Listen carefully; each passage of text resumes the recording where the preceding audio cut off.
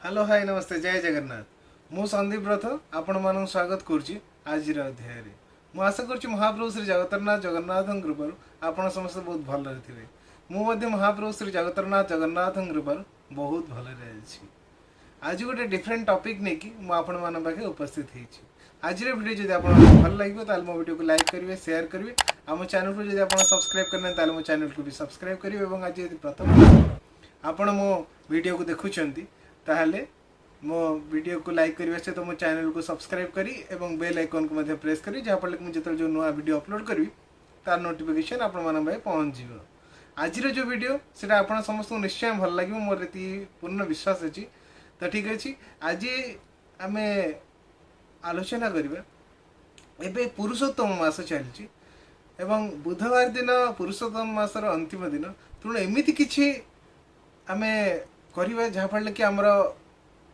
भविष्य परिवर्तन हो पार आमर जहाँ आम सहित घटी जाऊँगी किसी प्रकार संशोधन हो पार तो चलते डेरी नक आज टॉपिक आम आलोचना करवा ये वर्ष श्रावण मास दुईटी मास पड़ी प्रथम 15 दिन शुद्ध श्रावण मास एवं शेष 15 दिन मध्य शुद्ध श्रावण मास एवं मझिरे जो गोटे मास रहा से मासटी को पुरुषोत्तम मास बोली कहुए अधिमास बा पुरुषोत्तम मास कहुए अधिक मास बोली ताना अधिमास बोली केते जण कहंती बा ताको पुरुषोत्तम मास बोली मध्य कहुए किंतु मु सुनिछि अनेक व्यक्ति कहंती मळ मास गोटे कथा मु आपण मानन कहि दोछि सब कहिवे केबे अधिमास को मळ मास कहिवे नाही काहेकि ना पुरुषोत्तम महात्म्य रे ए कथा उल्लेख अछि नारायण श्रीमन नारायण कहचंती जे व्यक्ति यही अधिमास को यही पुरुषोत्तम मास को मल मास कह तत्क्षणात् जीवन में कर समस्त पुण्य भस्म हो नष्ट हो भगवान नारायण तांको निजस्व नाम यही मास को देछंती यही मास रे करा जायथिबा जप तप ध्यान दान हवन यार प्रभाव अनंत गुणा यही दिन करा जायथि यही मास रे करा जायथिबा समस्त प्रकार पुण्य काम रो कहीं गणना करि परिबेन तार जो पुण्य लाभ करिवे ता कहीं काउंट करि परिबेन एवं असंता बुधवार दिन एई मासर अंतिम दिन तेणु आम एमती किछि करिवा जहाँ पड़े कि आमर अनेक गुड़ी समस्यार समाधान हो तो चलत आम जानीचे जे अनेक व्यक्तिंकर पाठ पढ़ार मन लगुन कहार बिजनेस भल चलु न कहार घरे गंडगोल हो क्या घर अशांति हो किए चाकरी प्रोब्लेम फेस करूँ कि कहार शाशु घरे बहु झील को हैरान करुवे किसी ना किसी प्रोब्लेम बा कहार कौन सी विवाह हो पारनी कहार भी किसी ना किसी प्रोब्लेम थाई पारे से समस्त प्रोब्लेम आज सॉल्यूशन आम जाना से आमर पुरुषोत्तम मासर अंतिम दिन में आम एमती किसी करिवे जहाँफल कि यही सब समस्या समाधान हो चलन जाणी आम कौन कौन करिया से दिन पुरुषोत्तम मासर अंतिम दिन से दिन आमर अमावास्या अपराह्न 3:08 पर्यंत अच्छी आम जहाँ भी करवा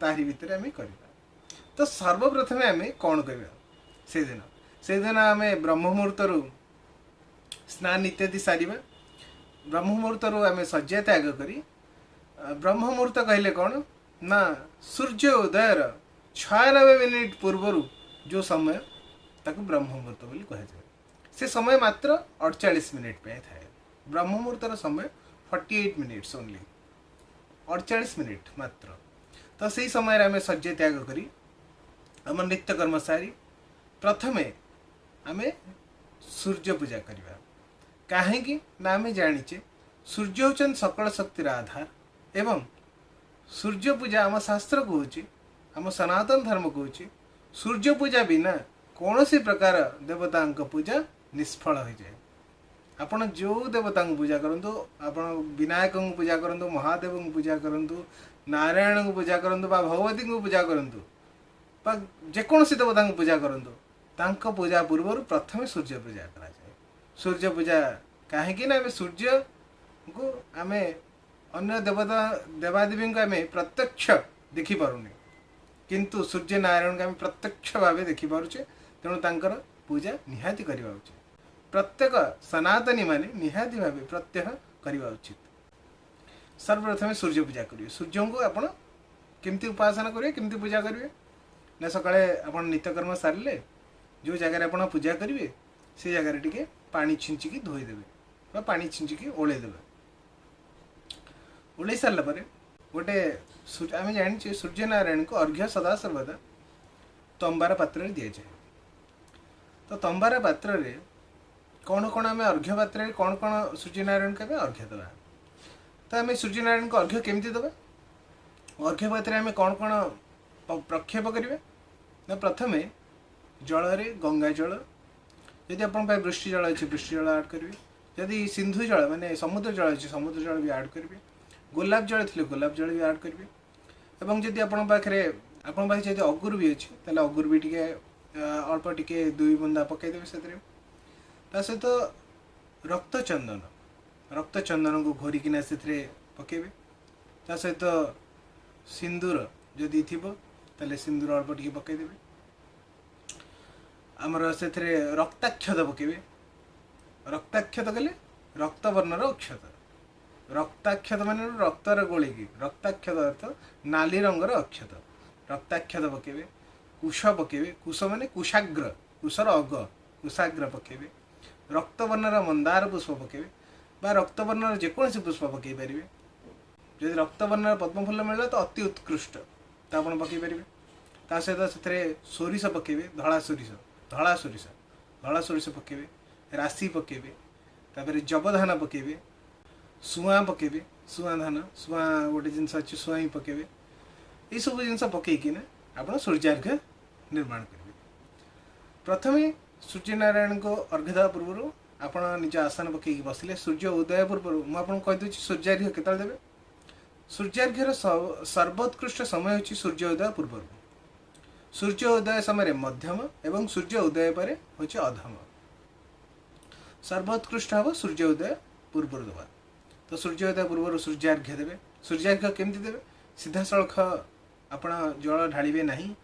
तले गोटे आमर नियम कहूँ, शास्त्र कहूँ सूर्यार्घ्य सकाळे एवं मध्याह्न रे सदा सर्वदा जल देवा उचित। अपराह्न रे जल नु सुखिला पात्र रे आपण देवे। तो सकाळे गोटे आपण पात्र नि जाइथिबे, से पात्र रे आपण सूर्यार्घ्य देवे। तो सूर्यार्घ्य में केत थर देवा उचित?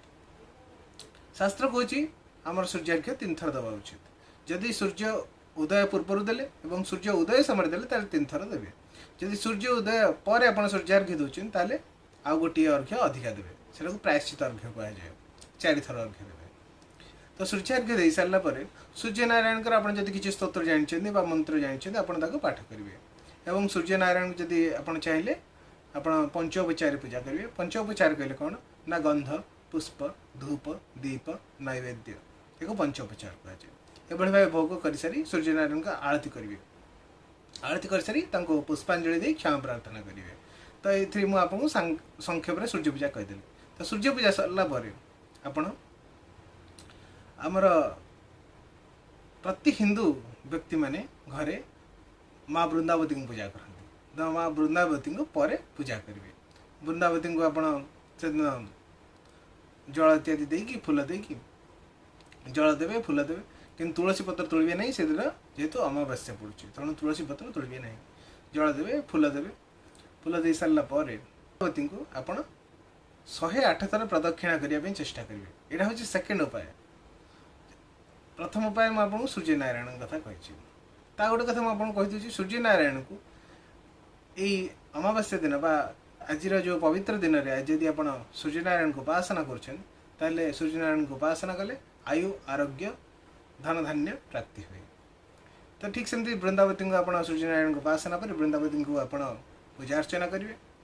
वृंदावती को पंचोपचार पूजा करेंगे। वृंदावती को पूजा कर सारा पर वृंदावती 108 थर प्रदक्षिणा करेंगे। 108 थर परिक्रमा करेंगे। जदि आप घर पाखापाखि कौन सी जगह अस्वस्थ गच्छ अच्छा औषध गच्छ जहाँ कहे जदि अच्छा पाखक जी पाखक आप ढाल पानी बा क्षीर जहाँ भी नहीं पारे। जदि क्षीर है आप तंबा पात्र ने अलग कौन पात्र जमी पितल है अलग कौन पात्र आप क्षीर नहीं पारे।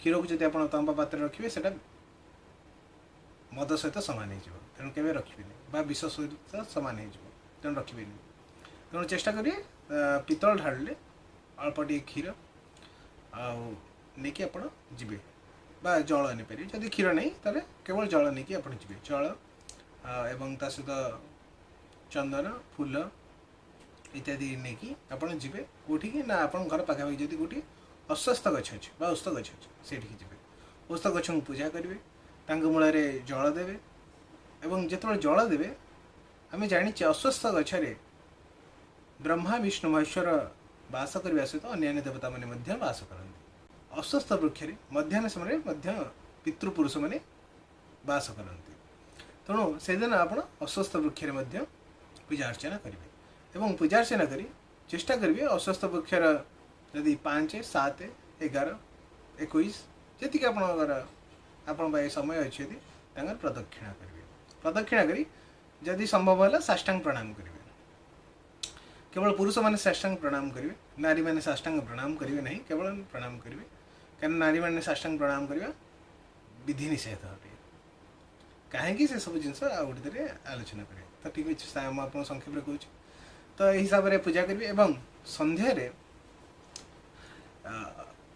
औस्त गच्छे जो आप प्रदक्षिणा कर पूजा करेंगे आप कल्पना करेंगे जे मुझे ब्रह्मा विष्णु महेश्वर को पूजा करने सहित अन्य देवता मान पूजा करुँच भावना करी आप पूजा करेंगे और पूजा कर सारी यथा संख्यक आपको कहली से हिसाब से प्रदक्षिणा करेंगे 5 7 21 बा 108 108 है यदि बहुत भल ये हिसाब से प्रदक्षिणा करेंगे प्रदक्षिणा कर सारे संध्यारे निज ठाकुर घरे 5 7 11 जी आप सक्ष अनुसार आप घीर दीप जलेबे घीर तेल नु तेल भी जदि आप जलैबार आप असमर्थ अच्छा तेल आप तेलर भी दीप जल पारे राशि तेलर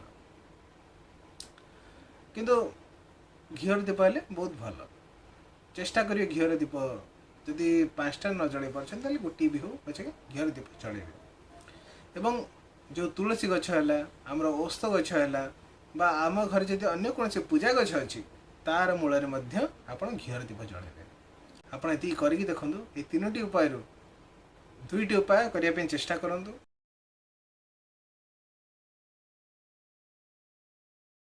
मोर विश्वास अच्छी आपंकर जो प्रोब्लेम अच्छी से प्रोब्लेम सॉल्व हो चेष्टा करेंगे ये दिन गोटे ब्राह्मण को डाकी घरे ब्राह्मण भोजन देते खाली ब्राह्मण भोजन देवे दक्षिणा देवे मोर विश्वास अच्छी ये 3टा भर 2टी आप निश्चय करूँ आपण यार निश्चय बहुत भल प्रभाव पड़ो आ ठीक अच्छे आज वीडियो जब आप भल लगे मो वीडियो को लाइक करेंगे शेयर करेंगे और मो चैनल को आप सब्सक्राइब करना है मो चैनल को भी सब्सक्राइब करेंगे आगे आहरी बहुत भल भल वीडियो आसो ठीक अच्छे आज वीडियो ये सारा देखा आउट अध्याय से जय जगन्नाथ।